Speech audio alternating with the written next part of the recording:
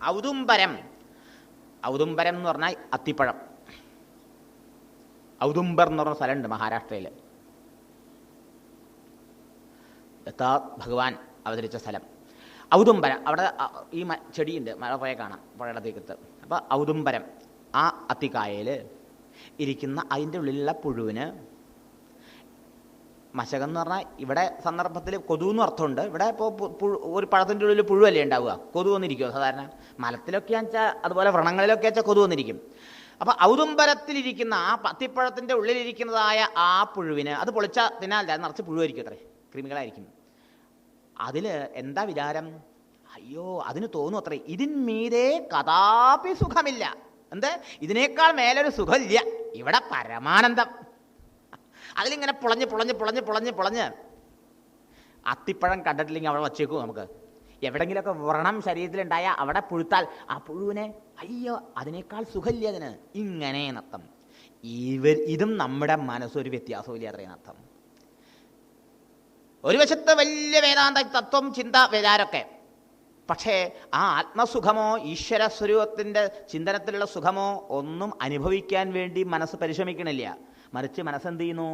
നശ്വരമായിട്ടുള്ള ഭോഗങ്ങളിൽ, ക്ഷണികമായിട്ടുള്ളതായ സുഖങ്ങളിൽ, അല്ലെങ്കിൽ ധനത്തിൽ, അഥവാ അധികാരത്തിൽ, അഥവാ സ്ഥാനമാനങ്ങളിൽ, അഥവാ പേരിലും പെരുമയിലും, ഇതിലൊക്കെ സുഖം തേടി അലയുമ്പോൾ നാം ഓർത്തോണം, ഔദുംബരത്തിലെ പുഴുവിന് സമാനമാണ് നമ്മുടെ മനസ്സിൻ്റെ നില എന്ന്. നാം ആരെ പറ്റിക്കും? ഞങ്ങളെയൊക്കെ എനിക്ക് പറ്റിക്കാം, പക്ഷേ ഞാൻ നിങ്ങളെ പറ്റിക്കുമ്പോൾ ആദ്യം ഞാൻ എന്നെ പറ്റിക്കണം എന്നർത്ഥം അല്ലേ? ആലോചിച്ച് നോക്കൂ. നമ്മെ പറ്റിക്കാൻ തുടങ്ങിക്കഴിഞ്ഞാൽ പിന്നെ നമ്മളെ രക്ഷിക്കാൻ പറ്റില്ല. അതുകൊണ്ട് നമ്മൾ ഈ യാഥാർത്ഥ്യം മനസ്സിലാക്കണം, നമ്മുടെ ഉള്ളിലേക്ക് നോക്കണം. നമ്മുടെ മനസ്സ് അധികം സമയവും ചുറ്റിപ്പറ്റുന്നത്, ചിന്തിക്കുന്നത് ഇതിനെയൊക്കെ വട്ടം ചുറ്റിയിട്ടാണോ? എങ്കിൽ ഈ ഔദുംബരത്തിലെ അത്തിപ്പഴത്തിലിരിക്കുന്ന പുഴുവിൻ്റെ, കൃമിയിലിരിക്കുന്ന പുഴുവിന് സമാനമാണ് നമ്മുടെ മനസ്സ്. എത്ര തന്നെ വേദാന്തത ചർച്ച ചെയ്താലും, പാഠനവും ചെയ്താലും, പുസ്തകങ്ങൾ പഠിച്ചാലും ആയില്ല. ഭഗവാന്റെ നാമസങ്കീർത്തനങ്ങളിലൂടെ ഭഗവത് ഭക്തി വളർത്തി ഭഗവാനിൽ മനസ്സ് നിർത്താൻ ശ്രമിക്കൂ, അതിലൊരു രസം കാണാൻ ശ്രമിക്കൂ. ബ്രഹ്മാനന്ദം ഒറ്റയടിക്ക് നമുക്ക് കിട്ടണില്ല, സമ്മതിച്ചു. കാരണം ഈ വിഷയങ്ങളിൽ പൂർണ്ണ വിരക്തി വന്ന് മനസ്സ് ധ്യാനത്തിൽ ഉറക്കണ്ടേ. അപ്പോൾ ബ്രഹ്മാനന്ദം ഇല്ലെങ്കിലേ, ഒരു മഹാത്മാവ് പറഞ്ഞു തുടക്കത്തിലേ ഈ ഭജനാനന്ദത്തിൽ മുഴുകുമെന്ന്. അറിയോ? കുറേ നേരം നമ്മളെല്ലാവരും കൂടി ഭജന ചെയ്യൂ, ഭഗവാന്റെ ഗുണഗണങ്ങളും മഹിമകളും വാദ്യമേളങ്ങളോടുകൂടി കൊട്ടുമ്പോൾ 1 മണിക്കൂർ അവിടെ പോയിരിക്കുമ്പോൾ എന്ത് രസാ! അതിലൊരു രസമില്ലേ? അങ്ങനെ ഒരു രസം കണ്ടെത്താൻ തുടങ്ങും. അങ്ങനെ ഭജനാനന്ദം, പിന്നെ നാമാനന്ദം, ഭഗവാന്റെ ഒരു പ്രത്യേക നാമം എടുത്തുകൊണ്ട് അത് ജപിച്ച് ആ ജപത്തിൽ അങ്ങനെ രസിക്കട്ടെ. അങ്ങനെ ക്രമത്തിൽ ധ്യാനാനന്ദം, അതുപോലെ ബ്രഹ്മാനന്ദം, അങ്ങനെ പടിപടിയായിട്ട് നമുക്ക് ഉയരാം. എന്തായാലും ഈ വിഷയങ്ങളിലാണ് നമ്മുടെ മനസ്സിന് താല്പര്യം എന്ന് വന്നാൽ കഷ്ടം തന്നെ. നോക്കൂ, ഇതൊക്കെ എഴുത്തച്ഛൻ തൻ്റെ അനുഭവമായിട്ടാണ് പറയണേട്ടോ. അത് അവിടത്തേക്ക് മഹിമ. നമ്മുടെ കാര്യമാണ് ശരിക്കും നമ്മൾ ആലോചിച്ച് നോക്കിയാൽ, നമ്മുടെ ഉള്ളിലേക്ക് നോക്കാൽ. അതുകൊണ്ട് പറയണു, ഭഗവാനെ ഈ പുഴുവിന് ഇതിനേക്കാൾ മേലെ സുഖമില്ല എന്നാണ് തോന്നുന്നത്. ഇതുപോലെ നമ്മുടെ വിചാരം ഇതിനേക്കാൾ വലിയ സുഖമില്ല എന്ന് തോന്നണോണ്ടല്ലേ നമ്മൾ അതിനും വിടാത്തത്. അത്രയായാലും ഈ നശ്വരമായ സ്ഥാനമാനങ്ങളിലും അധികാരത്തിലും ഭോഗങ്ങളിലും പ്രശസ്തിയിലും അങ്ങനെ തുടങ്ങിയിട്ടുള്ള വസ്തുക്കളിലൊക്കെ നമ്മൾ ഭ്രമിക്കാൻ കാരണം അതിലൊരു സുഖം. എല്ലാവരും വന്ന് സ്വാമി ഞങ്ങൾ ദിവസം സ്വാമി ഞങ്ങളുടെ വീട്ടിൽ വരണ്ട കേട്ടോ. എവിടെ? TV-യിലേ ഭാഗവതം പറയണു. തരക്കേടില്ല, അതിലൊരു സുഖം. അപ്പം മനസ്സ് ഈശ്വരനിലേക്ക് പോവിനെ. കുറച്ചു നേരം ഇന്ന് ഭഗവാന്റെ നാമം ജപിക്കുമ്പോൾ, നാരായണ നാമം ജപിക്കുമ്പോഴുള്ള ഒരു ആനന്ദം കിട്ടാൻ തുടങ്ങിയാൽ പിന്നെ ഇതിലൊക്കെ ആനന്ദം ഉണ്ടാവുമോ? ഇതിൽ രസം ഉണ്ടാവുമോ? ഇല്ല. ആലോചിച്ച് നോക്കൂ. നമ്മളെ പേര് പുകഴ്ത്തുമ്പോൾ, നമുക്ക് സദസ്സിൽ വെച്ച് വലിയ ഇതൊക്കെ തരുമ്പോൾ, അല്ലെങ്കിൽ നമ്മളെ റെക്കഗ്നിഷൻ കിട്ടുമ്പോൾ, നമ്മുടെ ഇതൊക്കെ പത്രത്തിൽ വരുമ്പോൾ, അതിലൊക്കെ എടുത്തിട്ട് ചില ആൾക്കാർ നോക്കിയിട്ടുണ്ടോ ആ പത്രക്കട്ടൊക്കെ തൻ്റെ വന്നതൊക്കെ സൂക്ഷിച്ചു വെക്കുന്ന ആൾക്കാരെ ഫോട്ടോ ഒക്കെ എടുത്ത് വയ്ക്കും. ചിലപ്പോൾ പലയിടത്തും പോകുമ്പോൾ സപ്താഹമൊക്കെ നടത്തിയിട്ട് ഫോട്ടോ എടുത്ത് സ്വാമിക്ക് ഫോട്ടോ ഒരു ആൽബം തരും. നമുക്കെന്തിനതിപ്പോൾ? നമുക്കതിലെന്ത് രസമുള്ളത്? പക്ഷേ ആൾക്കാരുടെ വിചാരം സ്വാമി വെച്ചോളൂ കേട്ടോ. ഇങ്ങനെയാണ് ചില ആൾക്കാർ ചോദിച്ചു ഫോട്ടോ എനിക്ക് അയച്ചു തരണം കേട്ടോ, ആയില്ലെങ്കിലേ അയച്ചു തരണം കേട്ടോ, ഇങ്ങനെ പറയണവരുണ്ട്. നോക്കൂ, നമ്മുടെ ഉള്ളിലേക്ക് നോക്കണേ ഇതൊക്കെ. അപ്പം അറിയാൻ കഴിയും ഔദുംബരത്തിലെ പുഴു നമ്മുടെ മനസ്സല്ലേ എന്ന്. ചേതോ വിമോഹിനി മയക്കായികമായ ഭഗവാനെ തവ മായ ചേതോ വിമോഹിനി, ഈ മനസ്സിനെ മയക്കുന്നവളാണ് കേട്ടോ. ജ്ഞാനിനാമപി ചേതാംസി മായാ ഭഗവതി ഭുവി എന്നാണ് അമ്മയെക്കുറിച്ച് പറയുമ്പോഴേ പറയണത്. ഈ മായാഭഗവതി വലിയ ജ്ഞാനികളുടെ മനസ്സിനെ പോലും ബലാദാകൃഷ്യ, ബലമായിട്ട് പിടിച്ചു വലിച്ച് ഈ വിഷയങ്ങളിലേക്ക് കൊണ്ടുപോകും അത്രേ. വിഷയം എന്ന് പറഞ്ഞാൽ വെറും ഭോഗങ്ങളത് മാത്രം അർത്ഥമില്ല കേട്ടോ. പണത്തിനുള്ള ആച്ഛ പറഞ്ഞില്ലേ, ഏഷണത്രയും. നമുക്കിതൊക്കെ വിസ്തരിച്ച് പഠിക്കാൻ സമയമില്ല, അതുകൊണ്ടാണ് ഏഷണ എന്ന് പറഞ്ഞാൽ പുത്രേഷണ, വിത്തേഷണ, പിന്നെ ലോകേഷണ. ലോകേഷണ എന്ന് വെച്ചാൽ സമൂഹത്തിൽ പേരും പെരുമയും പ്രശസ്തിയും. അതിലുള്ള ഏഷണയാണ്, അതിലുള്ള ഇച്ഛയാണ് ഏറ്റവും ജയിക്കാൻ വിഷമം. പ്രശസ്തിക്ക് വേണ്ടിയുള്ള ആഗ്രഹം, പിന്നെ ധനാദികളിലുള്ള ആഗ്രഹം, പിന്നെ സന്യാസിമാരാണെങ്കിൽ ശിഷ്യപ്രശിഷ്യ പരമ്പരകളെ ഉണ്ടാക്കാനുള്ള ആശ്രമം, ഗൃഹസ്ഥന്മാരാണെങ്കിൽ മക്കളുണ്ടാവണം, മക്കളുടെ മക്കളുണ്ടാവണം, അതിലുള്ള ആഗ്രഹം. ഇങ്ങനെ ഓരോന്നിലും ഇതിലൊക്കെയാണ് ഓരോ ട്രാപ്പ്. അതൊക്കെ ഇതിൽ പെട്ടുപോയി കഴിഞ്ഞാലോ നമുക്ക് ഭഗവാനിൽ എത്താൻ പറ്റില്ല, നമ്മുടെ ലക്ഷ്യം നമ്മൾക്ക് കിട്ടില്ല, നേടാൻ പറ്റില്ല. അതുകൊണ്ട് പറയണു ഭഗവാനെ, ഇതൊക്കെ ഭഗവാന്റെ മായ മോഹിപ്പിക്കൊണ്ടല്ലേ. ചേതോ വിമോഹിനി, ഈ ചേതസ്സിനെ മനസ്സിനെ മോഹിപ്പിക്കുന്ന അവിടുത്തെ മായ. ഈ ദേഹോഹം എന്നിവയിൽ ഈ ദേഹം ഞാൻ, ദേഹം ഞാൻ, ഈ ദേഹസമ്പത്തികളിലൊക്കെ എൻ്റെ എന്നുള്ളതായ ആ ഭാവന ഉണ്ടാക്കി എന്നെ മോഹിപ്പിക്കരുതേ പ്രഭോ, അതിൽ മയക്കിക്കളയാൻ ഇടയാക്കരുതേ. അവിടുത്തെ അനുഗ്രഹം ഉണ്ടാവണേ. ഭഗവാന്റെ അനുഗ്രഹം ഇല്ലാതെ മായയെ സ്വന്തം സാമർഥ്യം കൊണ്ട് ജയിക്കാമെന്ന് ആരെങ്കിലും വിചാരിക്കുന്നുവെങ്കിൽ അബദ്ധം, വിഡ്ഢിത്തം, അസാധ്യമാണ്. ഭഗവത് കൃപ കൂടാതെ ഭഗവാൻ മായയെ ജയിക്കാൻ കഴിയില്ല. ഈ ഒരു മോഹത്തെ, ഈ മനസ്സിനെ അതിവർത്തിക്കാൻ കഴിയില്ല. ഭഗവാനെ ആശ്രയിച്ച് മാത്രമേ സാധിക്കുള്ളൂ. ഭഗവാൻ തന്നെ പറഞ്ഞു, ദൈവീ ഹേഷ ഗുണമയി മമ മായ ദുരത്യയ. നിങ്ങളുടെ അല്ലല്ലോ മായ, എൻ്റെ അല്ലേ. ഭഗവാന്റെ മായയെ നമുക്കിങ്ങനെ നമ്മുടെ സാമർഥ്യം കൊണ്ട് ജയിക്കാൻ പറ്റുക? മാമേവയെ പ്രപദ്യന്തേ. പ്രപത്തി, ഭഗവാന്റെ ശരണാരവിന്ദങ്ങളെ മുറുകി പിടിക്കണം എന്നർത്ഥം. പ്രപത്തി, ശരണാഗതി. മാമേവയെ പ്രപദ്യന്തേ, എന്നെ സർവാത്മന ശരണമടയുന്നവൻ ആരോ മായാമേതാം തരന്തിതേ, അവൻ എൻ്റെ മായ ജയിക്കാൻ സാധിക്കും. പരമഹംസർ പറയാണ്, ഒരു കുളത്തിൽ ധാരാളം മത്സ്യങ്ങളുണ്ടെന്ന് പറഞ്ഞിട്ട് ഒരു മുക്കുവൻ വല വീശാൻ വന്നു. അദ്ദേഹം വന്നപ്പോൾ മത്സ്യങ്ങൾ അറിഞ്ഞു ഇയാൾ വല വീശും നമ്മളെയൊക്കെ പിടിക്കുന്ന. അപ്പോഴോ ഈ വലയിൽ പെടാണ്ടിരിക്കാൻ വേണ്ടി കുറേ മത്സ്യങ്ങൾ ഓടിപ്പോയി അത്രേ ഇദ്ദേഹത്തിൻ്റെ അടുത്തുനിന്ന്. ചില മത്സ്യങ്ങൾ ദൂരെയായിരുന്നു, ഓടി വന്ന് ഇദ്ദേഹത്തിൻ്റെ കാലിൻ്റെ ചുറ്റിലും ഉള്ള ചെളിയിൽ അങ്ങനെ പതിഞ്ഞു കൂടി കിടന്നു. മുക്കുവൻ വലയൊക്കെ വീശി. വല വീശി കുറേ കഴിഞ്ഞപ്പോൾ വലയൊക്കെ വലിച്ചു. വലയൊക്കെ വലിച്ചപ്പോൾ ഉണ്ടായത് എന്താ അറിയാമോ? അകലേന്ന് ഓടി വന്ന് മുക്കുവൻ്റെ കാൽച്ചോട്ടിൽ അടിഞ്ഞുകൂടിയ മത്സ്യങ്ങളൊന്നും വലയപ്പെട്ടില്ല. ഓടിപ്പോയ മത്സ്യങ്ങളൊക്കെ വലയിൽപ്പെട്ടു അത്രയും. അങ്ങനെയല്ലേ വീശിയ വല. ഇതുമാതിരി ഈശ്വരനെ മറന്നിട്ട് നമുക്കുള്ള ശക്തിയും ബുദ്ധിയിലൊക്കെ അഹങ്കരിച്ചുകൊണ്ട് ഈശ്വരൻ്റേതാണെന്ന് മറന്ന് ഈശ്വരനെ മറന്ന് അകന്നു പോകുന്നവരൊക്കെ ഈ ഭഗവാന്റെ മായാവലയിൽപ്പെടും. ഈ കുളം എന്ന് പറഞ്ഞാൽ ഈ പ്രപഞ്ചമാണ്, ജീവിതമാണ്, സംസാര ജീവിതമാണ്. ഓരോ ജീവന്മാരും അതിലെ മത്സ്യങ്ങളാണ്. ആരാ?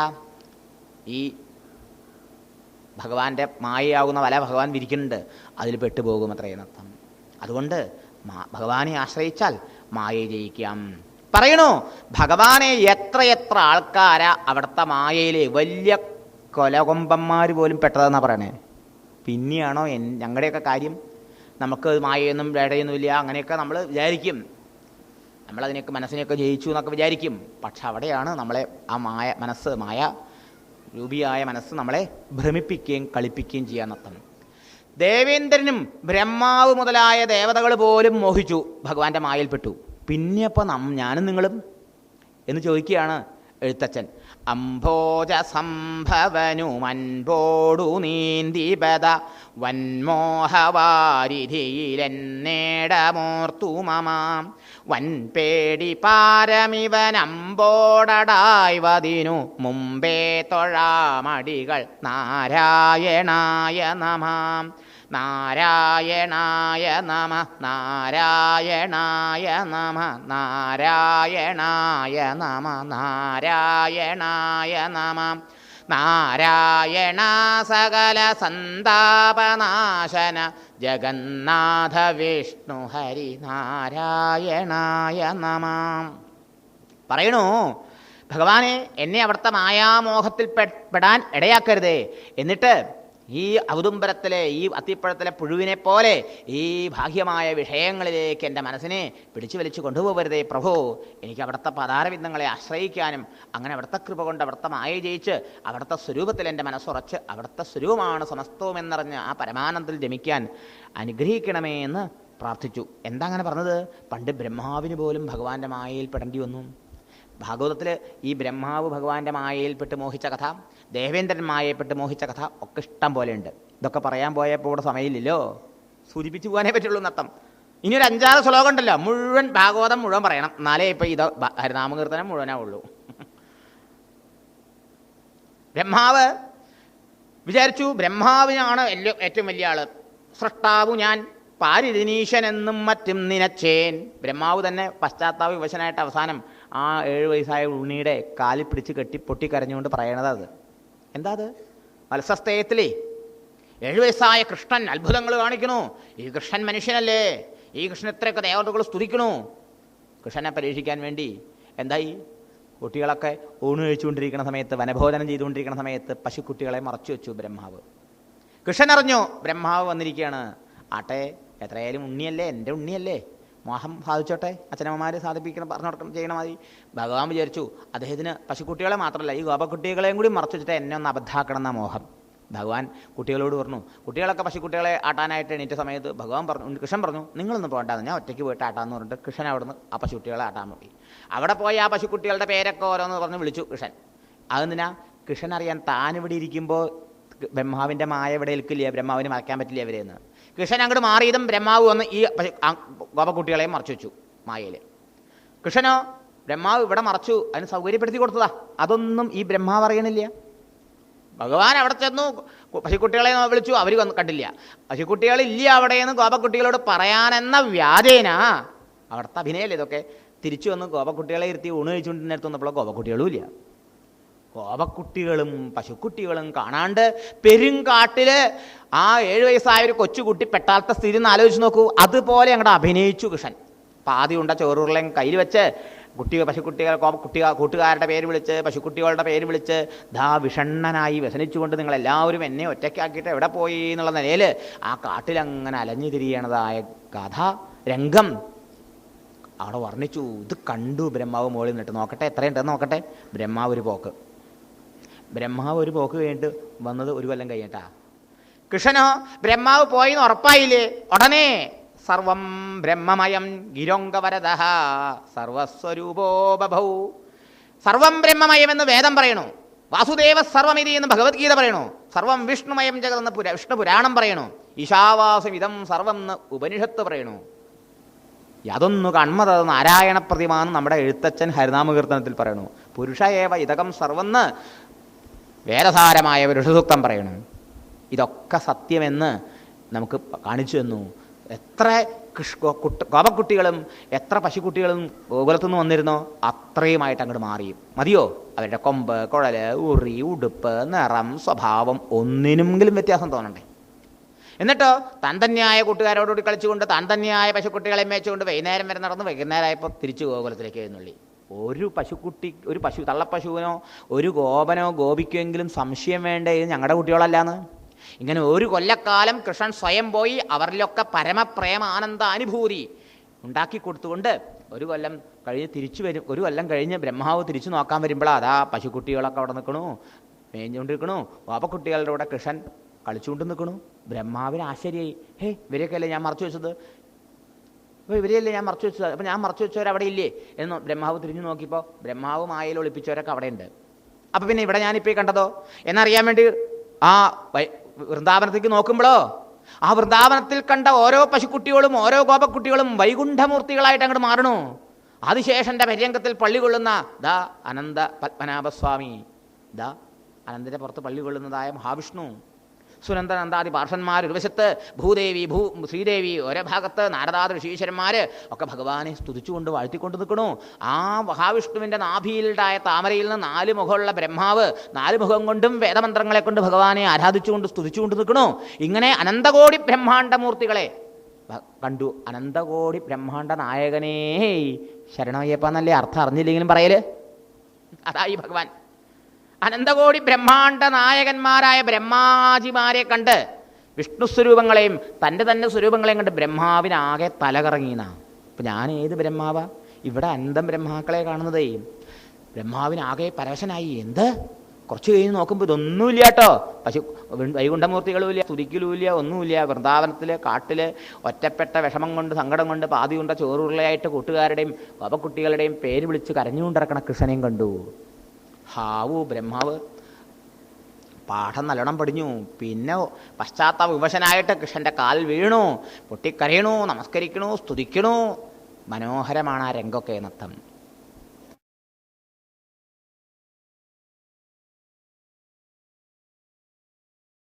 അംഭോജ സംഭവനുമൻപോടു നീന്തിപത വൻമോഹവാരിധിയിലെന്നേടമോർത്തു മമാം വൻപേടി പാരമിവനമ്പോടടായ്വതിനു മുമ്പേ തൊഴാമടികൾ നാരായണായ നമാം നാരായണായ നമ നാരായണായ നമ നാരായണായ നമ നാരായണായ നമ നാരായണ സകല സന്താപനാശന ജഗന്നാഥ വിഷ്ണു ഹരി നാരായണായ നമ. പറയണു, ഭഗവാനെ എന്നെ അവിടുത്തെ മായാമോഹത്തിൽ പെടാൻ ഇടയാക്കരുതേ. എന്നിട്ട് ഈ ഔദുംബരത്തിലെ ഈ അത്തിപ്പഴത്തിലെ പുഴുവിനെ പോലെ ഈ ഭാഗ്യമായ വിഷയങ്ങളിലേക്ക് എൻ്റെ മനസ്സിനെ പിടിച്ചു വലിച്ചു കൊണ്ടുപോകരുതേ പ്രഭു. എനിക്ക് അവിടുത്തെ പദാരവിന്ദങ്ങളെ ആശ്രയിക്കാനും അങ്ങനെ അവിടുത്തെ കൃപ കൊണ്ട് അവിടുത്തെ മായ ജയിച്ച് അവിടുത്തെ സ്വരൂപത്തിൽ എൻ്റെ മനസ്സുറച്ച് അവിടുത്തെ സ്വരൂപമാണ് സമസ്തവും എന്നറിഞ്ഞ് ആ പരമാനന്ദത്തിൽ രമിക്കാൻ അനുഗ്രഹിക്കണമേ എന്ന് പ്രാർത്ഥിച്ചു. എന്താ അങ്ങനെ പറഞ്ഞത്? പണ്ട് ബ്രഹ്മാവിന് പോലും ഭഗവാന്റെ മായയിൽ പെടേണ്ടി വന്നു. ഭാഗവതത്തിൽ ഈ ബ്രഹ്മാവ് ഭഗവാന്റെ മായയിൽപ്പെട്ട് മോഹിച്ച കഥ, ദേവേന്ദ്രൻ മായയിൽപ്പെട്ട് മോഹിച്ച കഥ ഒക്കെ ഇഷ്ടം പോലെ ഉണ്ട്. ഇതൊക്കെ പറയാൻ പോയപ്പോൾ ഇവിടെ സമയമില്ലല്ലോ, സൂചിപ്പിച്ചു പോകാനേ പറ്റുള്ളൂ നത്തം. ഇനി ഒരു 5-6 ശ്ലോകം ഉണ്ടല്ലോ, മുഴുവൻ ഭാഗവതം മുഴുവൻ പറയണം, എന്നാലേ ഇപ്പം ഇത് ഹരിനാമകീർത്തനം മുഴുവനാവുള്ളൂ. ബ്രഹ്മാവ് വിചാരിച്ചു, ബ്രഹ്മാവിനാണ് ഏറ്റവും വലിയ ആള്, സൃഷ്ടാവു ഞാൻ പാരിതിനീശനെന്നും മറ്റും നിനച്ചേൻ. ബ്രഹ്മാവ് തന്നെ പശ്ചാത്താപ വിവശനായിട്ട് അവസാനം ആ 7 വയസ്സായ ഉണ്ണിയുടെ കാലിൽ പിടിച്ച് കെട്ടി പൊട്ടിക്കരഞ്ഞുകൊണ്ട് പറയണത് അത് എന്താ? അത് വത്സസ്തേയത്തിലേ 7 വയസ്സായ കൃഷ്ണൻ അത്ഭുതങ്ങൾ കാണിക്കണു. ഈ കൃഷ്ണൻ മനുഷ്യനല്ലേ, ഈ കൃഷ്ണൻ ഇത്രയൊക്കെ ദേവതകൾ സ്തുതിക്കണു. കൃഷ്ണനെ പരീക്ഷിക്കാൻ വേണ്ടി എന്തായി, കുട്ടികളൊക്കെ ഊണ് കഴിച്ചുകൊണ്ടിരിക്കുന്ന സമയത്ത്, വനഭോജനം ചെയ്തുകൊണ്ടിരിക്കുന്ന സമയത്ത് പശുക്കുട്ടികളെ മറച്ചു വെച്ചു ബ്രഹ്മാവ്. കൃഷ്ണൻ അറിഞ്ഞു ബ്രഹ്മാവ് വന്നിരിക്കുകയാണ്. ആട്ടെ, എത്രയായാലും ഉണ്ണിയല്ലേ, എൻ്റെ ഉണ്ണിയല്ലേ, മോഹം സാധിച്ചോട്ടെ, അച്ഛനമ്മമാർ സാധിപ്പിക്കണം, പറഞ്ഞു കൊടുക്കണം, ചെയ്യണം. മതി. ഭഗവാൻ വിചാരിച്ചു അദ്ദേഹത്തിന് പശുക്കുട്ടികളെ മാത്രമല്ല ഈ ഗോപക്കുട്ടികളെയും കൂടി മറച്ചു വെച്ചിട്ട് എന്നെ ഒന്ന് അബദ്ധാക്കണം എന്ന മോഹം. ഭഗവാൻ കുട്ടികളോട് പറഞ്ഞു. കുട്ടികളൊക്കെ പശുക്കുട്ടികളെ ആട്ടാനായിട്ട് എണീറ്റ സമയത്ത് ഭഗവാൻ പറഞ്ഞു, കൃഷ്ണൻ പറഞ്ഞു, നിങ്ങളൊന്നും പോകണ്ടാന്ന്, ഞാൻ ഒറ്റയ്ക്ക് പോയിട്ട് ആട്ടാന്ന് പറഞ്ഞിട്ട് കൃഷ്ണൻ അവിടുന്ന് ആ പശുക്കുട്ടികളെ ആട്ടാൻ പോയി. അവിടെ പോയി ആ പശുക്കുട്ടികളുടെ പേരൊക്കെ ഓരോന്ന് പറഞ്ഞ് വിളിച്ചു കൃഷ്ണൻ. അതെന്തിനാ? കൃഷ്ണൻ അറിയാൻ താനിവിടെ ഇരിക്കുമ്പോൾ ബ്രഹ്മാവിൻ്റെ മായ ഇവിടെ ഏൽക്കില്ല, ബ്രഹ്മാവിന് മറക്കാൻ പറ്റില്ല അവരെന്ന്. കൃഷ്ണൻ അങ്ങോട്ട് മാറിയതും ബ്രഹ്മാവ് വന്ന് ഈ ഗോപക്കുട്ടികളെയും മറച്ചു വെച്ചു മായയിൽ. കൃഷ്ണനോ ബ്രഹ്മാവ് ഇവിടെ മറച്ചു, അതിന് സൗകര്യപ്പെടുത്തി കൊടുത്തതാ. അതൊന്നും ഈ ബ്രഹ്മാവ് അറിയണില്ല. ഭഗവാൻ അവിടെ ചെന്നു, പശുക്കുട്ടികളെ വിളിച്ചു, അവർ കണ്ടില്ല. പശുക്കുട്ടികളില്ല അവിടെയെന്ന് ഗോപക്കുട്ടികളോട് പറയാനെന്ന വ്യാജേന അവിടുത്തെ അഭിനയല്ലേ ഇതൊക്കെ. തിരിച്ചു വന്ന് ഗോപക്കുട്ടികളെ ഇരുത്തി ഊണ് കഴിച്ചുകൊണ്ടിരുന്നിടത്ത് വന്നപ്പോൾ ഗോപക്കുട്ടികളും ഇല്ല. ഗോപക്കുട്ടികളും പശുക്കുട്ടികളും കാണാണ്ട് പെരുങ്കാട്ടിൽ ആ 7 വയസ്സായ ഒരു കൊച്ചുകുട്ടി പെട്ടാലത്തെ സ്ഥിതി ഒന്ന് ആലോചിച്ച് നോക്കൂ. അതുപോലെ അങ്ങോട്ട് അഭിനയിച്ചു കൃഷ്ണൻ. പാതി ഉണ്ട ചോറുരുളയും കയ്യിൽ വെച്ച് കൂട്ടുകാരുടെ പേര് വിളിച്ച് പശുക്കുട്ടികളുടെ പേര് വിളിച്ച് ദാ വിഷണ്ണനായി വ്യസനിച്ചുകൊണ്ട് നിങ്ങളെല്ലാവരും എന്നെ ഒറ്റയ്ക്കാക്കിയിട്ട് എവിടെ പോയി എന്നുള്ള നിലയിൽ ആ കാട്ടിലങ്ങനെ അലഞ്ഞു തിരിയണതായ കഥ രംഗം അവിടെ വർണ്ണിച്ചു. ഇത് കണ്ടു ബ്രഹ്മാവ് മുകളിൽ നിന്നിട്ട്, നോക്കട്ടെ എത്രയുണ്ടെന്ന് നോക്കട്ടെ. ബ്രഹ്മാവ് ഒരു പോക്ക് കഴിഞ്ഞിട്ട് വന്നത് 1 കൊല്ലം കഴിഞ്ഞിട്ടാ. കൃഷ്ണനോ ബ്രഹ്മാവ് പോയിന്ന് ഉറപ്പായില്ലേ, ഉടനെ സർവം ബ്രഹ്മമയം ഗിരോംഗവരദ സർവസ്വരൂപോ ബഭൗ. സർവം ബ്രഹ്മമയം എന്ന് വേദം പറയണു, വാസുദേവ സർവമിതി എന്ന് ഭഗവത്ഗീത പറയണു, സർവം വിഷ്ണുമയം ജഗതെന്ന് വിഷ്ണു പുരാണം പറയണു, ഈശാവാസം ഇതം സർവം എന്ന് ഉപനിഷത്ത് പറയണു. യാതൊന്നു കൺമത നാരായണ പ്രതിമാന്ന് നമ്മുടെ എഴുത്തച്ഛൻ ഹരിനാമകീർത്തനത്തിൽ പറയണു. പുരുഷ ഏവ ഇതകം സർവെന്ന് വേദസാരമായ ഋഷുസൂക്തം പറയണു. ഇതൊക്കെ സത്യമെന്ന് നമുക്ക് കാണിച്ചു തന്നു. എത്ര ഗോപക്കുട്ടികളും എത്ര പശുക്കുട്ടികളും ഗോകുലത്തു നിന്ന് വന്നിരുന്നോ അത്രയുമായിട്ട് അങ്ങോട്ട് മാറി. മതിയോ? അവരുടെ കൊമ്പ്, കുഴല്, ഉറി, ഉടുപ്പ്, നിറം, സ്വഭാവം ഒന്നിനെങ്കിലും വ്യത്യാസം തോന്നണ്ടേ? എന്നിട്ടോ താൻ തന്നെയായ കൂട്ടുകാരോടുകൂടി കളിച്ചുകൊണ്ട് താൻ തന്നെയായ പശുക്കുട്ടികളെ മേച്ചുകൊണ്ട് വൈകുന്നേരം വരെ നടന്ന് വൈകുന്നേരമായപ്പോൾ തിരിച്ചു ഗോകുലത്തിലേക്ക് എഴുന്നള്ളി. ഒരു തള്ളപ്പശുവിനോ ഒരു ഗോപനോ ഗോപിക്കുമെങ്കിലും സംശയം വേണ്ടേ ഇത് ഞങ്ങളുടെ കുട്ടികളല്ലാന്ന്? ഇങ്ങനെ 1 കൊല്ലക്കാലം കൃഷ്ണൻ സ്വയം പോയി അവരിലൊക്കെ പരമപ്രേമ ആനന്ദ അനുഭൂതി ഉണ്ടാക്കി കൊടുത്തുകൊണ്ട് ഒരു കൊല്ലം കഴിഞ്ഞ് തിരിച്ചു വരും. ഒരു കൊല്ലം കഴിഞ്ഞ് ബ്രഹ്മാവ് തിരിച്ചു നോക്കാൻ വരുമ്പോഴാണ് അതാ പശുക്കുട്ടികളൊക്കെ അവിടെ നിൽക്കണു, മേഞ്ഞുകൊണ്ടിരിക്കണു. പാപ്പക്കുട്ടികളുടെ കൂടെ കൃഷ്ണൻ കളിച്ചുകൊണ്ട് നിൽക്കണു. ബ്രഹ്മാവിന് ആശ്ചര്യമായി. ഇവരെയൊക്കെയല്ലേ ഞാൻ മറച്ചു വെച്ചത്, അപ്പോൾ ഇവരെയല്ലേ ഞാൻ മറച്ചു വെച്ചത്, അപ്പോൾ ഞാൻ മറച്ചു വെച്ചവരവിടെ ഇല്ലേ എന്ന് ബ്രഹ്മാവ് തിരിഞ്ഞു നോക്കിയപ്പോൾ ബ്രഹ്മാവ് മായയിൽ ഒളിപ്പിച്ചവരൊക്കെ അവിടെ ഉണ്ട്. അപ്പോൾ പിന്നെ ഇവിടെ ഞാനിപ്പോൾ ഈ കണ്ടതോ എന്നറിയാൻ വേണ്ടി ആ വൃന്ദാവനത്തേക്ക് നോക്കുമ്പോഴോ ആ വൃന്ദാവനത്തിൽ കണ്ട ഓരോ പശുക്കുട്ടികളും ഓരോ ഗോപക്കുട്ടികളും വൈകുണ്ഠമൂർത്തികളായിട്ട് അങ്ങോട്ട് മാറണു. ആദിശേഷന്റെ പര്യങ്കത്തിൽ പള്ളി കൊള്ളുന്ന ദാ അനന്ത പത്മനാഭസ്വാമി, ദാ അനന്തന്റെ പുറത്ത് പള്ളി കൊള്ളുന്നതായ മഹാവിഷ്ണു, സുനന്ദനന്ദാദി പാർഷന്മാർ ഒരു വശത്ത്, ഭൂദേവി ശ്രീദേവി ഓരോ ഭാഗത്ത്, നാരദാദി ഋഷീശ്വരന്മാർ ഒക്കെ ഭഗവാനെ സ്തുതിച്ചുകൊണ്ട് വാഴ്ത്തിക്കൊണ്ട് നിൽക്കണു. ആ മഹാവിഷ്ണുവിൻ്റെ നാഭിയിലുണ്ടായ താമരയിൽ നിന്ന് 4 മുഖമുള്ള ബ്രഹ്മാവ് 4 മുഖം കൊണ്ടും വേദമന്ത്രങ്ങളെ കൊണ്ട് ഭഗവാനെ ആരാധിച്ചുകൊണ്ട് സ്തുതിച്ചുകൊണ്ട് നിൽക്കണു. ഇങ്ങനെ അനന്തകോടി ബ്രഹ്മാണ്ഡമൂർത്തികളെ കണ്ടു. അനന്തകോടി ബ്രഹ്മാണ്ഡ നായകനേ ശരണമയ്യപ്പന്നല്ലേ അർത്ഥം അറിഞ്ഞില്ലെങ്കിലും പറയല്. അതായി ഭഗവാൻ അനന്തകോടി ബ്രഹ്മാണ്ഡ നായകന്മാരായ ബ്രഹ്മാജിമാരെ കണ്ട്, വിഷ്ണു സ്വരൂപങ്ങളെയും തൻ്റെ തന്നെ സ്വരൂപങ്ങളെയും കണ്ട് ബ്രഹ്മാവിനാകെ തലകറങ്ങിയെന്നാ. അപ്പം ഞാൻ ഏത് ബ്രഹ്മാവാ? ഇവിടെ അനന്തം ബ്രഹ്മാക്കളെ കാണുന്നതേ. ബ്രഹ്മാവിനാകെ പരവശനായി. എന്ത് കുറച്ച് കഴിഞ്ഞ് നോക്കുമ്പോൾ ഇതൊന്നുമില്ല കേട്ടോ. വൈകുണ്ഠമൂർത്തികളും ഇല്ല, സ്തുതിക്കലും ഇല്ല, ഒന്നുമില്ല. വൃന്ദാവനത്തിൽ കാട്ടിൽ ഒറ്റപ്പെട്ട വിഷമം കൊണ്ട് സങ്കടം കൊണ്ട് പാതി കൊണ്ട ചോറുരുളയായിട്ട് കൂട്ടുകാരുടെയും പാപക്കുട്ടികളുടെയും പേര് വിളിച്ച് കരഞ്ഞുകൊണ്ടിറക്കണ കൃഷ്ണനെയും കണ്ടു. ഹാവു ബ്രഹ്മാവ് പാഠം നല്ലോണം പഠിഞ്ഞു. പിന്നെ പശ്ചാത്താപ വിവശനായിട്ട് കൃഷ്ണൻ്റെ കാൽ വീണു, പൊട്ടിക്കരയണു, നമസ്കരിക്കണു, സ്തുതിക്കണു. മനോഹരമാണ് ആ രംഗമൊക്കെ എന്നർത്ഥം. അംബോജ സംഭവനെ, തൻ്റെ തന്നെ ഉണ്ണിയാണ്, ഭഗവാന്റെ ഉണ്ണിയാണ് ഈ ബ്രഹ്മാവ്. അംബോജം താമര, അതും സംഭവിച്ച ബ്രഹ്മാവിനെ നീന്തിച്ചില്ലേ, മായയിലിട്ട് നീന്തിച്ചോ, വല്ലാതെ വെള്ളം കുടിപ്പിച്ചില്ലേ ഈ കൃഷ്ണൻ ഭഗവാൻ. ബ്രഹ്മാവ് മുതൽ അവിടുത്തെ മായയിൽ വെള്ളം കുടിച്ച് നീന്തി എങ്കിൽ പിന്നെ എൻ്റെയൊക്കെ കഥ പറയാനുണ്ടോ? നോക്കൂ, ഈ ബ്രഹ്മാവിനേക്കാൾ കേമന്മാരാ നമ്മളെന്നാ നമ്മുടെയൊക്കെ പലരുടെയും വൈപ്പായി. പിന്നെന്തിനാ ഭഗവാനെ ആശ്രയിക്കണത്? എന്നിട്ട് പറയണ ആ ഉണ്ണിക്കിടാവിൻ്റെ പാതാരവിന്ദങ്ങളെ ആശ്രയിക്കാതെ, ഈ ഭഗവത് ഭക്തിയെ ആശ്രയിക്കാതെ ബ്രഹ്മസാക്ഷാത്കാരത്തിന് വേണ്ടി പരിശ്രമിക്കുന്നവൻ അരി കിട്ടാൻ വേണ്ടി നെല്ല് കുത്തണേന് പകരം ഉമി കുത്തിയിട്ട് കൈവേദനയാർന്നിടുന്നോൻ. നെല്ല് കുത്തിയാലേ അരി കിട്ടുള്ളൂ, ഉമി കുത്തിയാൽ കൈവേദന എടുക്കാന്നല്ലാണ്ട് എന്ത് പ്രയോജനം? ഭഗവത് ഭക്തിയെ ആശ്രയിക്കാതെ, ആദരിക്കാതെ, ഹൃദയശുദ്ധി ഉണ്ടാകാതെ ബ്രഹ്മസാക്ഷാത്കാരത്തിന് ശ്രമിക്കുന്നവന് ബ്രഹ്മസാക്ഷാത്കാരം ഉണ്ടാവില്ല. വെറും പരിശ്രമം മാത്രം ഫലം എന്ന് ബ്രഹ്മാവ പറയണേ. അംബോജ സംഭവനും അൻപോടു നീന്തി വൻ മോഹവാരിധിയിൽ എന്നേടമോർത്തു. ഈ ആ ബ്രഹ്മാവ് പോലും ഇങ്ങനെ മോഹിതനായി തീർന്നു എന്നത് ഓർക്കണ സമയത്ത് ഭഗവാനെ വൻ പേടി, പാരം ഇവന് വലിയ പേടി വരണു. അത് ഓർക്കുമ്പോഴേ എനിക്ക് വല്ലാത്ത പേടി വരണു. ഇവൻ അടയായവതിന് ഭഗവാനെ അത് എനിക്ക് ആ ഒരു മോഹം, ആ ഒരു മായാഭ്രമം എനിക്ക് വന്നു ചേരാതിരിക്കാൻ മുമ്പേ അടികൾ അൻപോട് തൊഴാം. അവിടുത്തെ പാതാരവിന്ദങ്ങളെ ഞാൻ ആദ്യം തന്നെ ഭക്തിപൂർവ്വം ആശ്രയിക്കാം, കുമ്പിടാം ഭഗവാനെ. അവിടെ നിന്ന് എന്നെ ആ മായയിൽ ഇട്ട് കളിപ്പിക്കരുതേ എന്നാണ്. ഭഗവാന്റെ പാദത്തെ ആശ്രയിക്കാതെ പരീക്ഷിക്കാൻ പുറപ്പെട്ടുകൊണ്ടാണല്ലോ. വെച്ചാൽ ബുദ്ധിയുടെ ദേവതയാണ് ഈ ബ്രഹ്മാവേ. ഈ ബുദ്ധിയിലൊരു തലക്കനം നമുക്കും വരും ചിലപ്പോഴേ, അഹങ്കാരമൊക്കെ. എനിക്കിപ്പോൾ പണമില്ലേ, എനിക്കിപ്പോൾ ആരോഗ്യമില്ലേ, എനിക്കിപ്പോൾ അതില്ലേ, എനിക്കിപ്പോൾ ഇതില്ലേ, ഇപ്പം എന്താപ്പം എന്ത് പിന്നെ ഭഗവാൻ, ഇതൊക്കെ ഭഗവാനെ തന്നുള്ളത് ഓർക്കണില്ല. അങ്ങനെ വരുമ്പോഴാണ് ഭഗവാൻ ഇങ്ങനെ ഒരു അവസരം ഉണ്ടാക്കി തരും. ദേവേന്ദ്രൻ്റെ കഥ, ദേവേന്ദ്രൻ്റെ ആ ഇന്ദ്രയാഗം മുടക്കി ഘോരമായ മഴ പെയ്ച്ചു ഗോകുലവാസികളെ നശിപ്പിക്കാൻ ശ്രമിച്ചു. ഭഗവാൻ ഗോവർദ്ധനമെടുത്ത് കുടചൂടിക്കൊണ്ട് 7 ദിവസം ഗോകുലവാസികളെ മുഴുവൻ ഉദ്ധരിച്ചു. അവിടെയും ദേവേന്ദ്രൻ മോഹവാരിധിയിൽ മുങ്ങി ഇല്ലേ. അവസാനം കൃഷ്ണൻ്റെ കാൽക്കൽ നിന്ന് വീഴണ ആ രംഗങ്ങളൊക്കെ ഭാഗവതത്തിൽ നമുക്കൊന്ന് സൂചിപ്പിച്ചിട്ട് പോകാനേ സാധിക്കൂ എന്നർത്ഥം. ഇതാണ് ഇതിൽ സൂചിപ്പിച്ചത്. ഇനിയും ഭഗവാന്റെ വിശിഷ്ടമായ ആ ലീലകളെയും മഹിമകളെയും വർണ്ണിക്കണം. ആ ഭഗവാനെ ആശ്രയിക്കാത്തതിൻ്റെ പേരിൽ ബ്രഹ്മാവ് ആ സൂര്യനൊക്കെ പറയും, മിന്നാമിനുങ്ങ് സൂര്യനെ കണ്ടിട്ട് സൂര്യനോട് മത്സരിക്കാൻ പുറപ്പെട്ട എങ്ങനെയുണ്ടാവും അല്ലേ? ഇതുപോലെ ഞാൻ ബ്രഹ്മാവാണ്, പാരിനെ മുഴുവൻ സൃഷ്ടിച്ചവനാണ്, അതിന് ഈശ്വരനാണ് എന്നുള്ള അഹങ്കാരം കൊണ്ട് ഞാൻ അവിടത്തെ വെല്ലുവിളിച്ചു, അവിടത്തെ മറന്നു. ഇതെങ്ങനെയായി? എൻ്റെ കഴിവ് മിന്നാമിനിങ്ങിൻ്റെ പ്രകാശം പോലെ, അവിടത്തെയോ ഉദയസൂര്യൻ്റെ പോലെയും. നമ്മൾ ആലോചിച്ച് നോക്കൂ, നമ്മുടെ എന്ത് കഴിവ്, എത്ര സാമർഥ്യം നമുക്കുണ്ടെങ്കിലും ഇതാ മഹാപ്രഭുവിൻ്റെ, സർവശക്തനായ മഹാപ്രഭുവിൻ്റെ ഒരു കിരണമല്ലേ. മുഴുവൻ പോയിട്ട് ഉണ്ടോ? ഒരു കിരണമല്ലേ ഉള്ളൂ. അതുകൊണ്ടല്ലേ ഇത്രയൊക്കെ ഉള്ളത്. അപ്പം ഇതേപോലെ ഇതിന് നമ്മൾ കടപ്പെട്ടിരിക്കണം അവിടത്തോടാ, മറക്കാൻ പാടുമോ?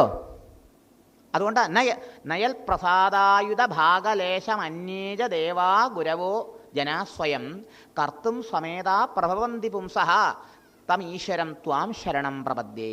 ഈശ്വരൻ അവനാ. ആരാ ഈശ്വരൻ?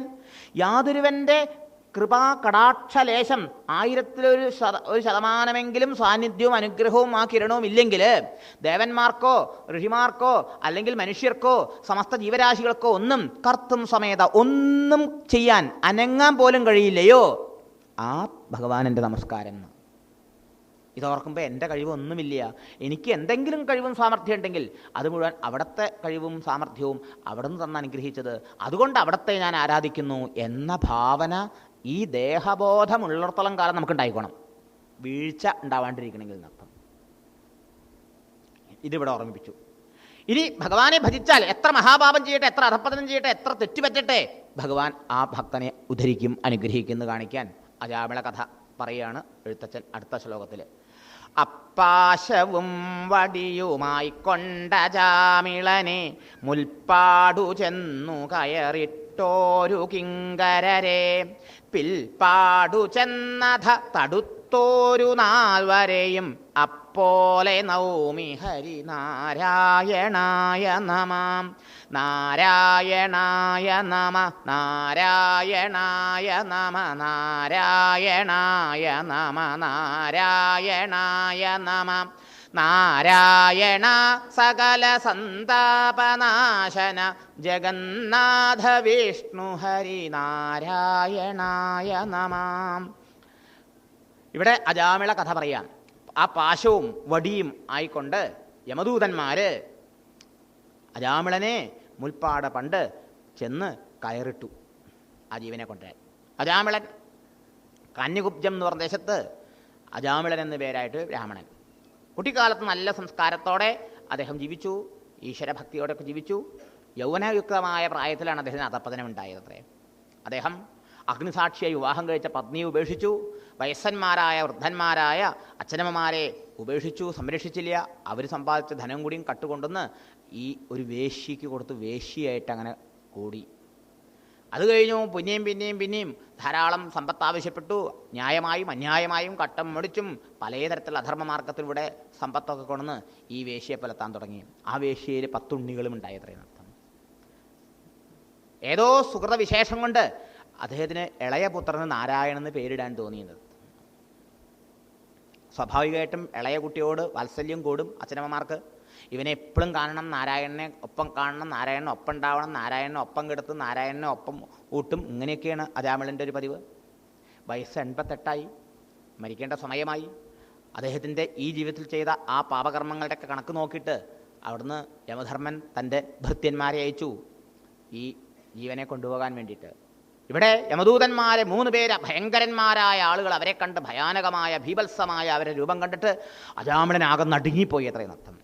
അജാമിളൻ്റെ ഈ ജീവനെ പറഞ്ഞില്ലേ, സൂക്ഷ്മ ശരീരം, കാരണശരീരം, സ്ഥൂല ശരീരം ഉണ്ടല്ലോ. ഈ സ്ഥൂല ശരീരമാണ് ബന്ധുക്കൾക്ക് കൊടുക്കുന്നത്, കൊണ്ടുപോകുന്നത് സൂക്ഷ്മ ശരീരത്തെയാണ്.